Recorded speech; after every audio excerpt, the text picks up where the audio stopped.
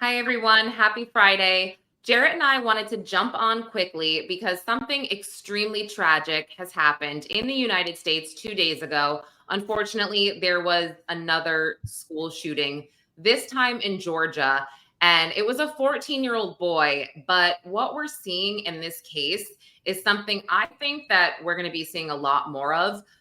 Colt Gray was the shooter. He was in court today with his father, Colin, who is also being charged because he provided the gun. And there's some other things that we can get into. But Jarrett, can you just describe what Colin is being charged for? I know Colt is being charged for 4 counts of felony murder. He will not be facing the death penalty. But what is Colin charged with exactly? So Colin is charged with 2 counts of second-degree murder, 4 counts of involuntary manslaughter, and 8 counts of cruelty to children for the tragic deaths of these young kids in the high school. So basically, just like the Crumbly case in Michigan, a parent is being held responsible for the actions, the criminal conduct, and the killings of their child. So parents, beware that you could be held responsible. This, Crumbly broke the mold, okay? And we did an episode way back in our library. If you find the Crumbly case, we broke it down as to why that was a great test case for this concept. But if you look at the Colin Gray evidence that's been put forth so far, this is very similar to the Crumbly situation. So basically, I have the statutes here. So second-degree murder in Georgia is basically because children were injured in this particular situation. Second-degree murder section 1651D. A person commits the offense of murder in the second degree when, in the commission of cruelty to children in the second degree, he or she causes the death of another human being. The theory then is those cruelty to children charges against Colin are the bedrock of his second-degree murder charge, okay? And then he's charged with 4 counts of involuntary manslaughter. Involuntary manslaughter in Georgia is you can do an unlawful act that is likely to cause death or great bodily harm if you've done it in a manner where it's likely to lead to those things, or an unlawful act that's not a felony that causes death is involuntary manslaughter. So again, if the act is cruelty to children, that's the bedrock of the involuntary manslaughter charge. But really, the most important thing I think is worthy of a discussion for us and our listeners is the underlying theory is this: a parent is aware of a risk, both Crumbly and Colin Gray. That risk was a proclivity of their child to carry out a violent act. Okay, Ethan Crumbly wrote it down. They were warned. Colt Gray, in May of 2023, gets visited by police investigators who say, tell Colin and Colt, Dad, your son, age 13, put a threat on Discord to shoot up his school. Okay? Dad, in a recorded interview, acknowledges, here's where this interview is going to result in the likelihood of him being convicted or having to plead. He acknowledges the risk. Who is the risk to? Children in that very school. Okay? It's a known risk. We have a recording. It's not should have known. He acknowledges, hey, I've been keeping on him. I take him there to make sure there's no trouble. He's being picked on. I'm trying to get him off violent video games. But Dad's answer to those games was more guns. He was taking his son hunting, teaching him about the dangers of weapons. Now, okay, I don't want to get into a whole constitutional right to guns argument here, but if your son is threatening shooting up a school, maybe teach him to paint, right? To play a sport. Like, why are we so again, you have this known risk that he admits he's aware of. So the next question is, what did you know? And was the harm a foreseeable consequence of your knowledge? And the very fact what else could come of this? He's threatening to shoot up the school. Who could be hurt? Teachers and children. What happened here? The very thing they were warning against. So again, on a case-by-case basis, I'm not saying, and I don't think the Georgia Bureau of Investigations is saying, or the Crumbly case is saying, every parent of every school shooter or every criminal juvenile or child should be held responsible. They're not saying that. No. You're saying, they're not. I think that's important to note, though, that it is case by case. And you could be a parent of a child who's very disturbed, very troubled.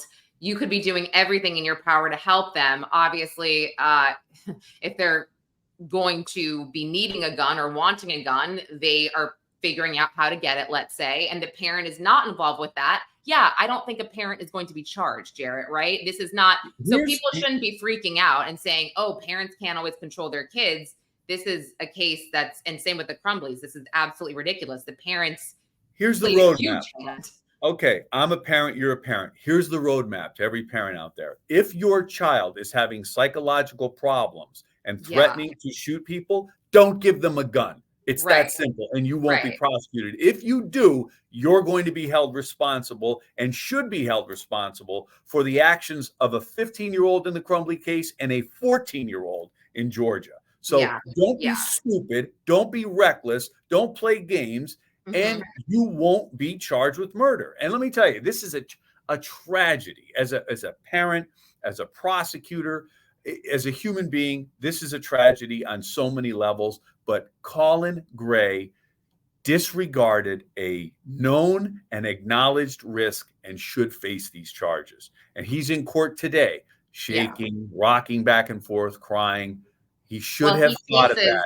He faces up to 180 years if convicted. And let me ask you, I believe he bought this gun for his son after the FBI visited them, which is the most frustrating and mind-blowing. I mean, it's infuriating. I mean, it makes you just want to bang your head against the wall here. Like, what is wrong with you? What the hell is wrong with you? And I just want to take a second to remember these victims and their names.